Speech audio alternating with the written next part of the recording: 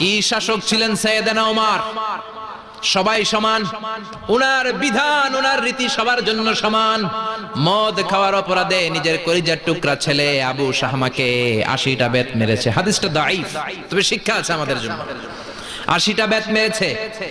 এক রাওয়াতে পাওয়া যায় বেত মেরে ছেলেটাকে আহত করে ফেলেছে, আর এক রাওয়াতে পাওয়া যায় পিটাতে পিটাতে ছেলেটাকে দুনিয়া থেকে শেষ করে ফেলেছে।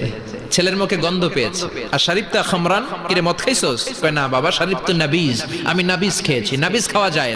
নাবিজ হচ্ছে রাতের বেলা আরবরা দুধের মধ্যে শক্ত খুরমা ছেড়ে দেয়। 1 কেজি দুধের মধ্যে 10টা শক্ত খুরমা ছেড়ে দিলে সকালবেলা দুধের কালারটা সাদা থাকে না, শক্ত খুরমার রস টেনে ওটা লাল হয়ে যায়, খেতে বড় মজা। এটাকে বলে নাবিজ। কিন্তু সকালেই খেতে হবে। ওইটারে যদি 3 দিন জমায়ে রাখেন, 4 দিন জমায়ে রাখেন, ওইটাও গাঞ্জা হয়ে যাবে, ওইটাও তারি হয়ে যায়, মদ হয়ে যায়। সাইয়েদনা ওমরের ছেলে এই কাজ করেছেন, একটু তারির স্বাদ নেয়ার জন্য 4 দিন রেখে দিয়েছে। সাইয়েদনা ওমর বললেন, কি খাইছস? কয় মদ খাই নাই। নাবিজ খাইছস? এদিকে আয়। ইফতাহ ফামাক, মুখ খোল। হা করার পরে মুখের সামনে নাক নিয়ে গন্ধ দেখে মদের গন্ধ, কলারটা ধরে মসজিদে নববীতে নিয়েছেন। ইন দা মিন টাইম মসজিদে নববীতে জোহরের নামাজ হয়। নিজের ছেলেকে মসজিদে নববীর উস্তুয়ানা বলে, উস্তুয়ানাতু মসজিদে নববী, মসজিদে নববীর পিলারে বেঁধেছেন। যেহেতু উনি খলিফা, মসজিদে নববীর ইমাম, জোহরের নামাজের ইমামতি করলেন। সালাম ফিরালেন, আসসালামু আলাইকুম ওয়া রাহমাতুল্লাহ, আসসালামু আলাইকুম ওয়া রাহমাতুল্লাহ। সালামের পর বললেন, মাকানাকুম ইনদানা হাদ, সুন্নতের পর বসে যাবেন, আমাদের একটা হদ আছে। আল্লাহর দেয়া যে বিধান বিচার, এটাকে আরবিতে বলে হাদ, প্লুরাল হচ্ছে হুদুদ।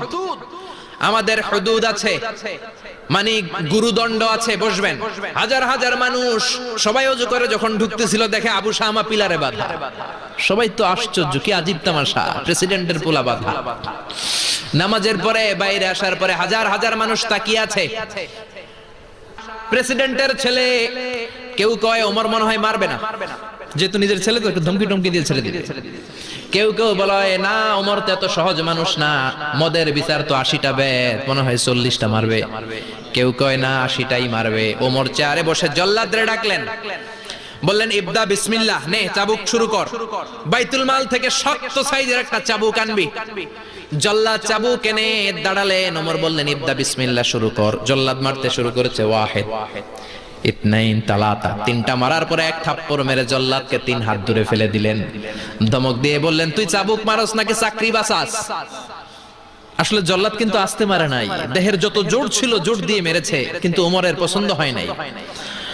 ওমর বলে, ইনদাকা তালাতা ইনদি ওয়াহিদ, তোর হিসাবে চাবুক মারা হয়েছে 3টা, আমি ওমরের হিসাবে মাইর হয়েছে 1টা। চাবুক আমার হাতে দে, আমি 2 নাম্বার থেকে শুরু করি।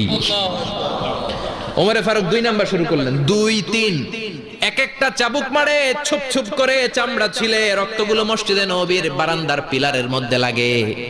ওমরের চেয়ে শক্তিশালী দ্বিতীয় কোনো পুরুষ মদিনার জমিনে ছিল নাকি? ওমরের হাতের মাইর।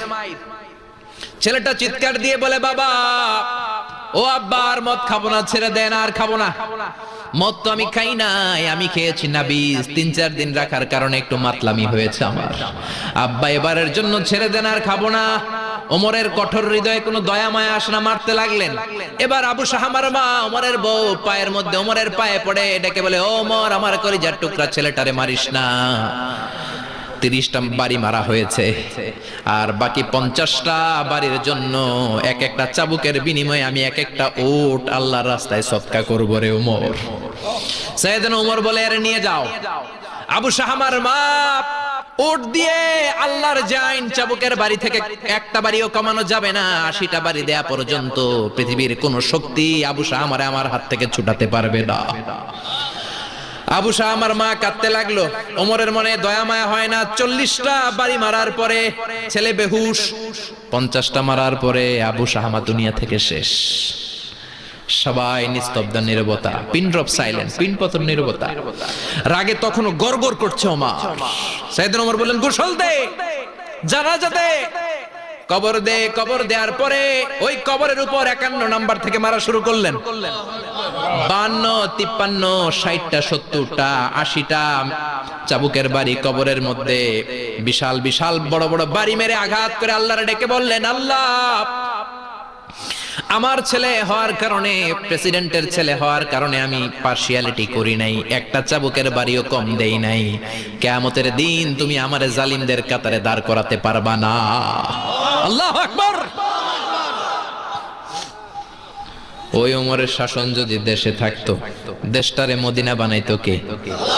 এখন রিকশাওয়ালার পোলার জন্য এক নিয়ম, প্রধানমন্ত্রীর পোলার জন্য আরেক নিয়ম, কুলিওয়ালা ঠেলাওয়ালার জন্য এক নিয়ম, প্রেসিডেন্টের মেয়ের জন্য আরেক নিয়ম। জোরে বলেন ঠিক কিনা?